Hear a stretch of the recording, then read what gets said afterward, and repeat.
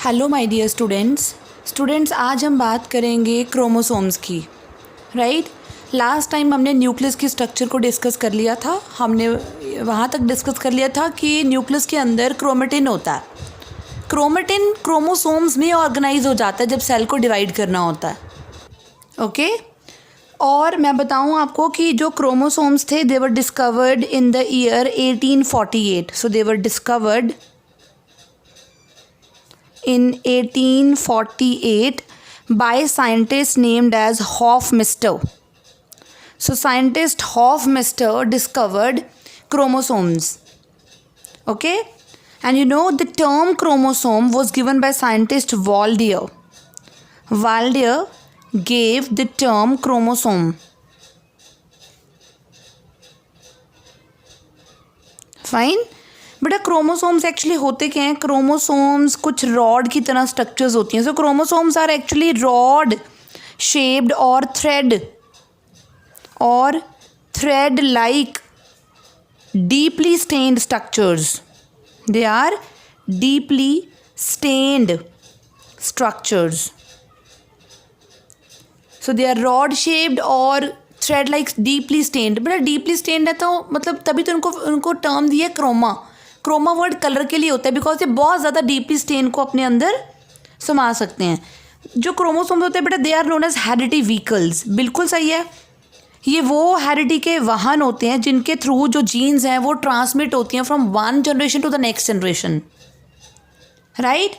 और क्रोमोसोम से पहले जो मटेरियल होता है न्यूक्लियस के अंदर उसको हम क्रोमेटिन बोलते हैं। बेटा क्रोमेटिन काफ़ी इंटैंगल्ड सा मास होता है, एक तरह से काफ़ी गुच्छा सा होता है। लेकिन बेटा ऐसे डिवाइड करना इज़ टू टफ। तो पहले जब सेल को डिवाइड होना होता है तो वो अपने पहले क्रोमेटिन को क्रोमोसोम्स में ऑर्गेनाइज कर लेता है। So they are meant for equitable distribution.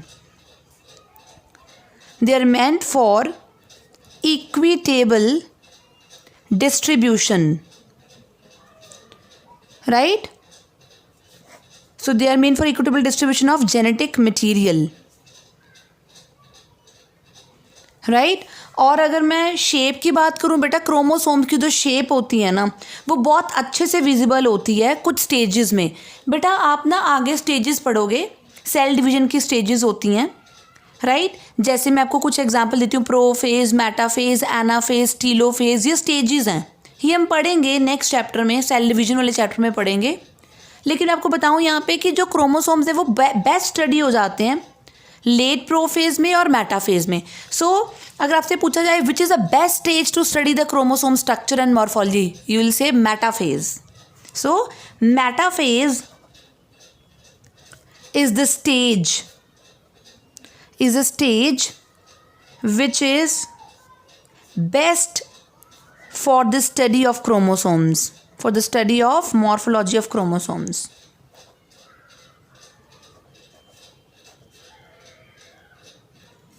Okay.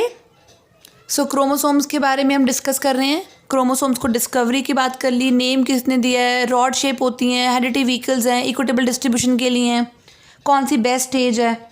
Right. तो अगर मैं क्रोमोसोम के आपको स्ट्रक्चर यहाँ पे दिखाऊँ, ये देखो, तो क्रोमोसोम में ये एक क्रोमोसोम है। क्रोमोसोम में ये जो आप ये रीजन देख रहे हो ना इसको हम बोलते हैं सेंट्रोमियर। क्या बोलते हैं बेटा? सेंट्रोमियर। ओके। और क्रोमोसोम के पास दो हाफ्स होते हैं। ये देखो, ये एक half, this one is a second half. ये जो हाफ है ना, एक हाफ, इसको हम बोलते हैं क्रोमेटिड। क्या बोलते हैं? क्रोमेटिड। राइट। और ये दूसरी क्रोमेटिड। ये दोनों आपस में क्या बोलेंगे हम? ये क्या है? ये है सिस्टर क्रोमेटिड्स। क्या बोलेंगे? Sister chromatids.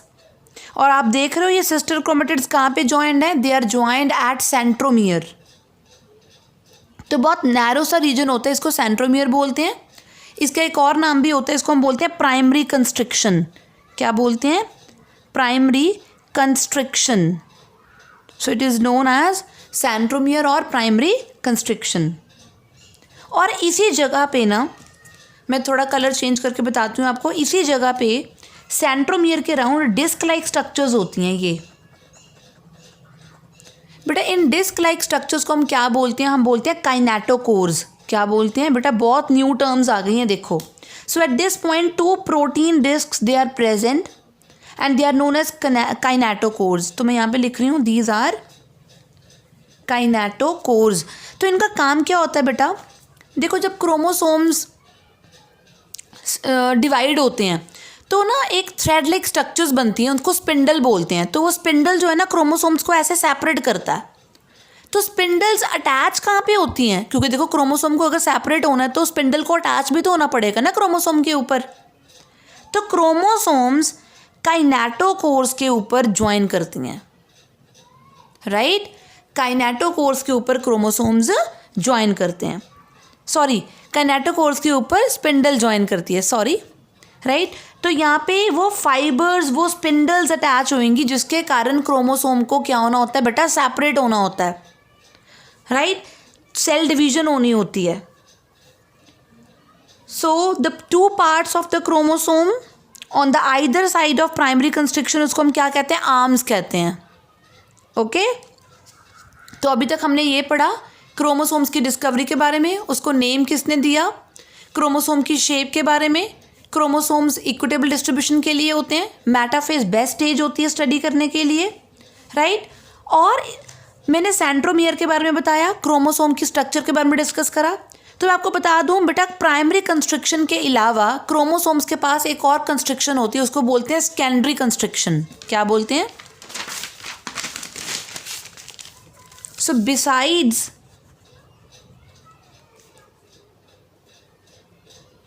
besides primary constriction,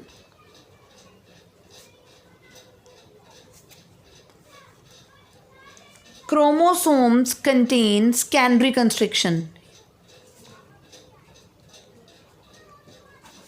secondary constriction, okay? यानी कि प्राइमरी कंस्ट्रिक्शन के अलावा और जो कंस्ट्रिक्शन होती है उसको हम बोलते हैं सेकेंडरी कंस्ट्रिक्शन। क्रोमोसोम्स में ही होती है ये जो सेकेंडरी कंस्ट्रक्शन होती है ना, ये एक तरह से हम कह सकते हैं कि ये डिवेल्प होती है एज नॉर, NOR। याद है मैंने कल करवाया था, this is nucleolar organiser region. So this is nucleolar organiser region, यानी कि जो नॉर होता है एक्चुअली वही सेकेंडरी कंस्ट्रक्शन होती है। So secondary construction develop sat chromosomes, यानी कि जिस क्रोमोसोम के पास सेकेंडरी कंस्ट्रक्शन होएगी उसको हम क्या बोलते हैं? Sat chromosome. So secondary construction develops sat chromosomes और सैटेलाइट क्रोमोसोम्स भी बोलते हैं हम इसको, सैट क्रोमोसोम्स और सैटेलाइट क्रोमोसोम्स, राइट? और आपको ये चीज़ भी बता दूँ, ये जो सैट क्रोमोसोम्स होते हैं ना, ये पर्टिकुलर होते हैं, ऐसे नहीं किसी भी क्रोमोसोम के ऊपर कभी भी सैटेलाइट आ गई या सैट क्रोमोसोम बन गया वो, no, it is fixed. This one is fixed कि कौन कौन से क्रोमोसोम्स के पास सैट क्रोमोसोम्स होते हैं या उनके पास सैटेलाइट होती है, सेकेंडरी कंस्ट्रक्शन होती है, राइट? तो यहाँ पे देखो, अभी डायग्राम में देखो, ये हमारे पास डायग्राम है दैट इज़ ऑफ क्रोमोसोम। तो बेटा ये क्रोमोसोम के डायग्राम में जो आपको ये बाहर, ये आपको जो मैंने लेयर बनाई है बिल्कुल बाहर, राइट, ये वाली, दिस इज़ कॉल्ड एज पैलिकल। मुझे नहीं लगता पैलिकल बताने की ज़रूरत है, अब इतनी बारी डिस्कस होगी पैलिकल, है ना? ये पैलिकल होती है, ये एक्चुअली प्रोटीन की शीद होती है।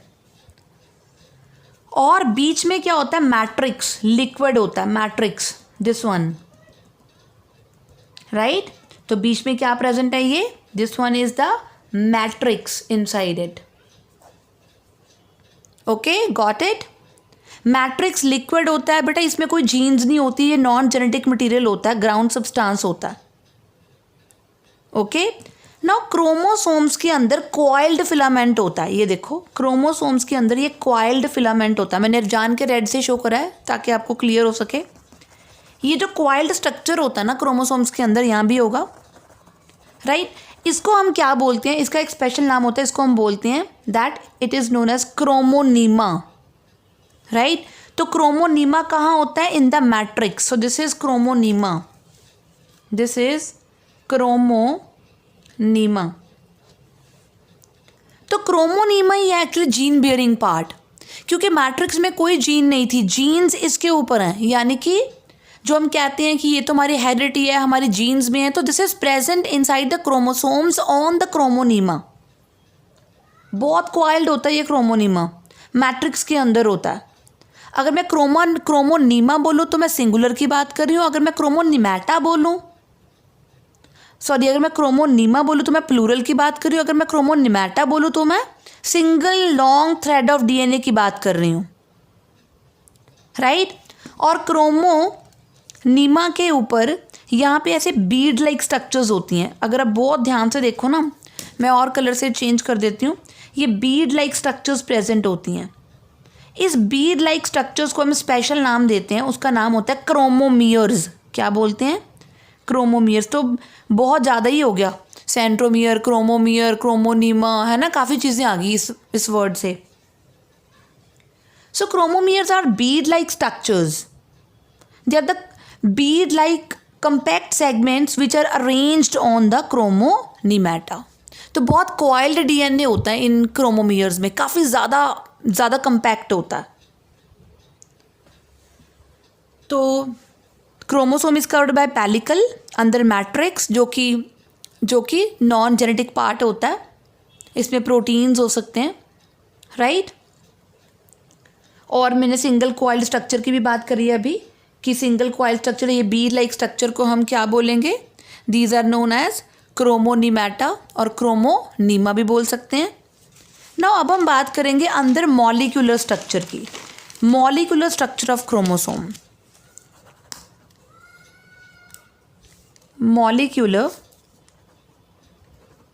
molecular structure of chromosome.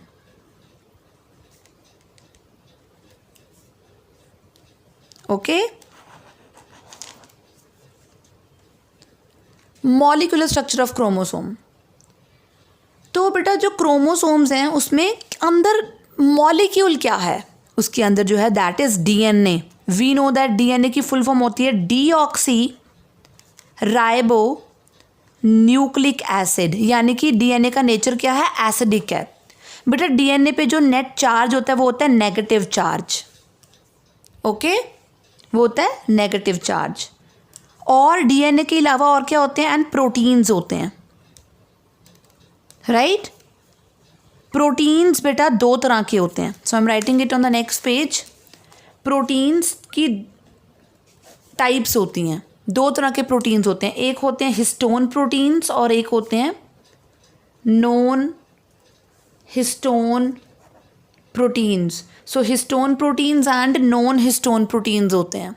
तो जो हिस्टोन प्रोटीन्स होते हैं ना बेटा, उनका नेचर क्या होता है? बेसिक. बेसिक कैसे बेटा? ये जो हिस्टोन प्रोटीन्स होते हैं ना, ये ऑब्वियसली अगर प्रोटीन्स है तो किसके बने होंगे? अमीनो एसिड्स के. अब कैसे अमीनो एसिड्स जुड़े हुए हैं बीच में, मैं आपको बता दूं. हिस्टोन प्रोटीन्स के बीच में बेसिक अमीनो एसिड्स हैं. बेसिक अमीनो एसिड्स वो भी कैसे? आर्जिनिन एंड लाइसिन रिच है. ये क्या है बेटा? Arginine and lysine. बेटा ये अमीनो एसिड्स हैं और इनका नेचर बेसिक होता है. और जो बेसिक अमीनो एसिड्स होते हैं ना, उनके पास पॉजिटिवली चार्ज होते हैं ये. तो यानी कि बेसिक हिस्टोन प्रोटीन्स का नेचर क्या हो गया? Positively charge. डीएनए का नेचर क्या था? Negatively charge. लेकिन जो नॉन हिस्टोन प्रोटीन्स होते हैं ना, उनका नेचर क्या होता है? एसिडिक. और ये नेगेटिवली चार्ज्ड होते हैं. ये क्या होते हैं? Negatively charged. तो मैं अभी आपको बता के चुकी हूँ हिस्टोन प्रोटीन्स किससे रिच होते हैं? They are rich in arginine and lysine rich, right. तो अगर हम डिस्कस करें, मान लो ये न्यूक्लियस है, ये न्यूक्लियस के अंदर डीएनए है. बेटा अगर मैं ह्यूमन के एक सेल का डीएनए निकालूं तो पता कितना डिस्टेंस कवर करेगा? कितनी लेंथ होगी उसकी? That is 2.2 metres. आप सोच भी नहीं सकते, ये 2.2 मीटर का लंबा जो धागा है, इतना हाई मॉलिक्यूलर वेट का मैक्रो मॉलिक्यूल, वो हमारे सेल के अंदर जो दिखाई भी नहीं देता, सेल के अंदर, न्यूक्लियस के अंदर, न्यूक्लियस तो बिल्कुल भी पता नहीं चलता, सेल भी नहीं पता चलता, कैसे ऑर्गेनाइज्ड है, यू कांट जस्ट इमेजिन ये कैसे ऑर्गेनाइज होगा। सोचो हर एक सेल में 2.2 मीटर डीएनए और कितना अच्छा पैक हुआ होगा, सोचा आपने कभी? राइट ये कैसे पैक होता है अब सुनो। जो डीएनए है उसका नेचर क्या था, उसका चार्ज क्या था, नेगेटिव चार्ज। ये हिस्टोन प्रोटीन्स का चार्ज क्या होता है, पॉजिटिव चार्ज। अब यही सुनो, ये मान लो मेरे पास हिस्टोन प्रोटीन्स हैं,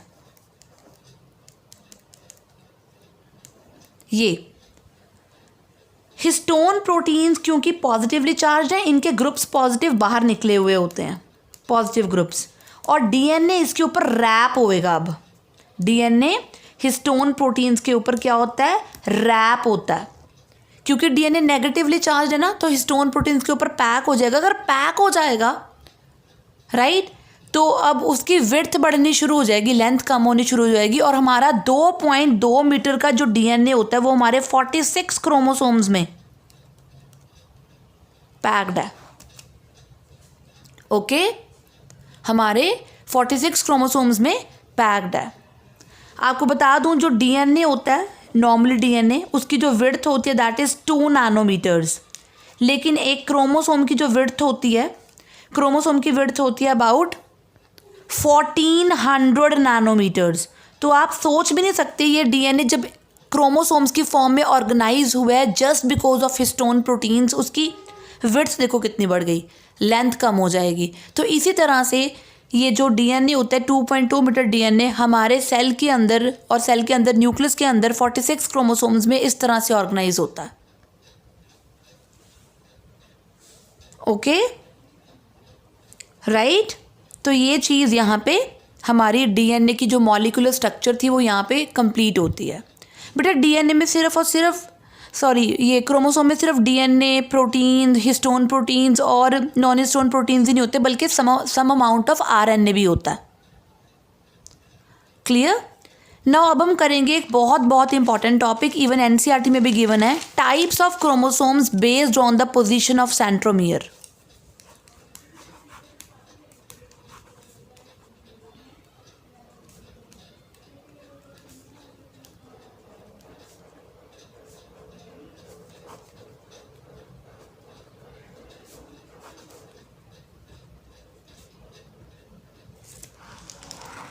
सो types of chromosomes based on the position of centromere.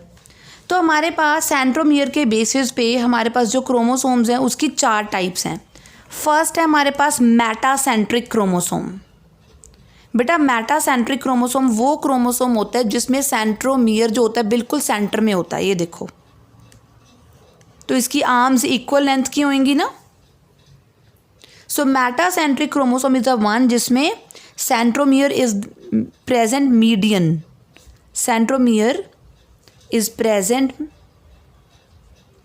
In median, मतलब सेंटर में, and arms are of equal length.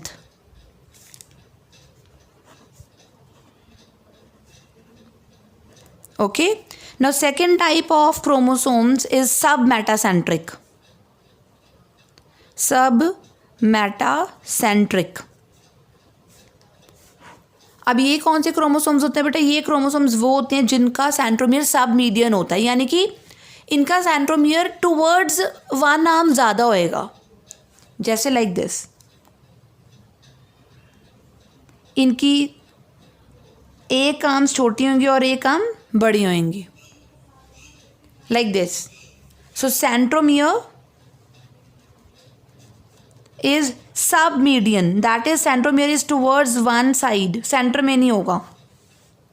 और इसकी जो आर्म्स होंगी, arms are unequal, arms are unequal. Okay, clear? Now third type of chromosome is telocentric. Telocentric बेटा telocentric वो होता है जिसका जो सेंट्रोमियर होता है वो टिप पे होता है, ये देखो, जिसका सेंट्रोमियर टिप पे होता है। So the chromosome which is having centromere at the tip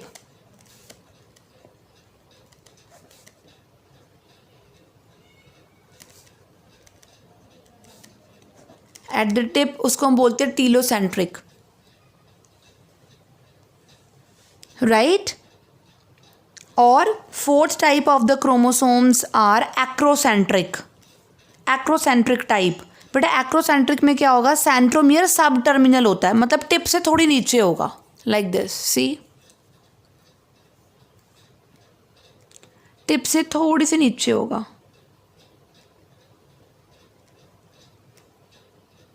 okay.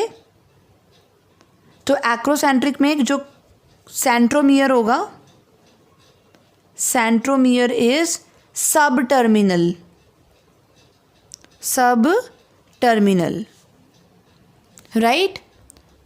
तो due to these various shapes of chromosomes जो हैं वो बनते जाएंगे, क्लियर, राइट।